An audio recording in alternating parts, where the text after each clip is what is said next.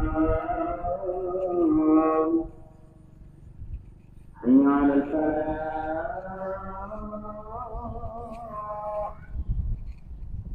حي على الفلاح.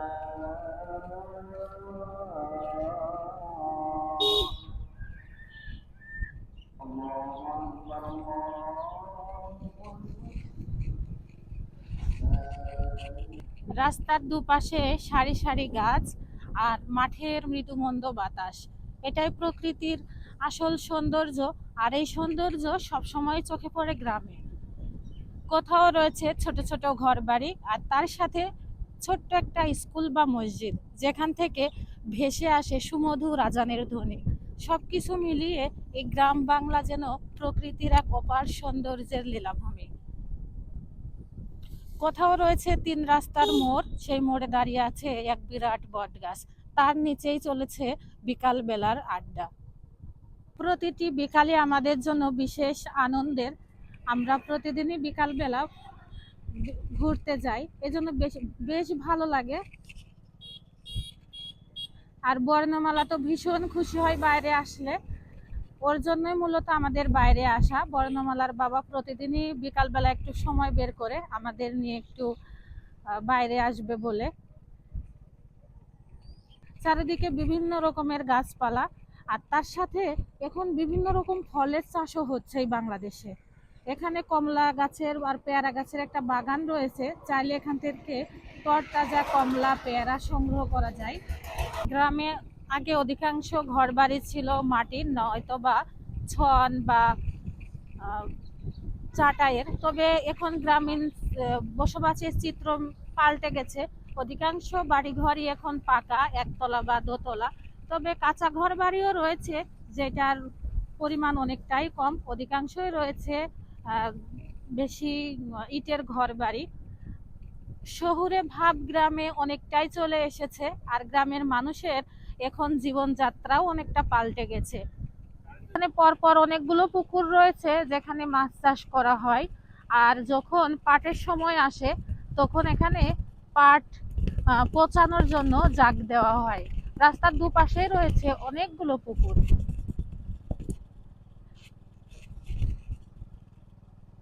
পুকুরে পানি দেখে মনে হচ্ছে কত শান্ত, কোনো মাছ হয়তো বা নাই, তবে প্রচুর মাছ রয়েছে। আর এদিকে ধানের পাতও দেওয়া হয়েছে। আমাদের দিক মানে আমরা গ্রাম্য ভাষায় বলি ধানের পাতও দেওয়া, মানে ছোট ছোট মানে ধান যেগুলো সেগুলো কিছুদিন, একদিন বা 12 ঘন্টা এরকম, আমারও তো ভালো জানা নাই, পানিতে ভিজিয়ে বস্তার মধ্যে রেখে দেওয়া হয়, তাই না বর্ণমালার বাবা?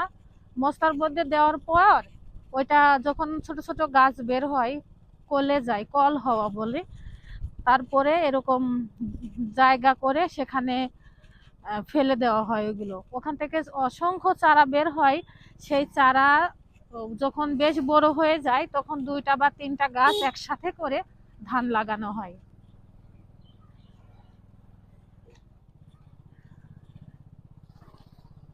এই দিককার বাড়ি ঘরগুলো বেশ চকচকে।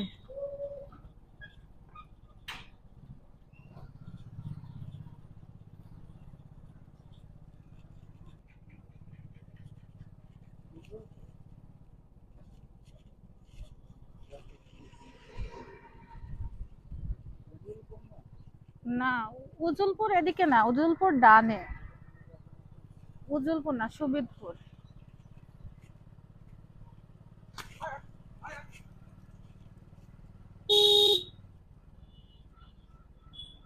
দূর পর পরে রাস্তার পাশে রয়েছে অনেকগুলো পুকুর। আর এই পুকুর, এখানে 3টা পুকুর, এই পুকুরটা বেশ বড়। পুকুর পাড়ে রয়েছে একটা সুন্দর মসজিদ, সুবিদপুর বিশ্বাসপাড়া জামে মসজিদ।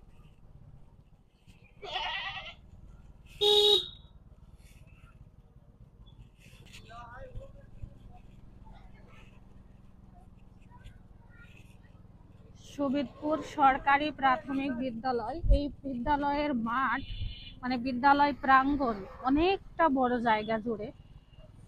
সুবিদপুর গ্রামের রাস্তা দেখে আর দুই পাশের ঘরবাড়ি দেখে আমার এটাই মনে হচ্ছে এই গ্রামের মানুষের মন মানসিকতা বেশ বড়।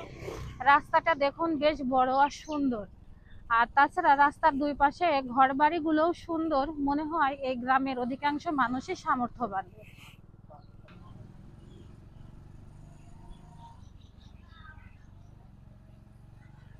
অনন্য সুন্দর মসজিদ আর তার সাথে রয়েছে বেশ চকচকে ঘরবাড়ি, যার অধিকাংশই একতলা দুতলা, কোনোটা আবার তিনতলা বিশিষ্ট।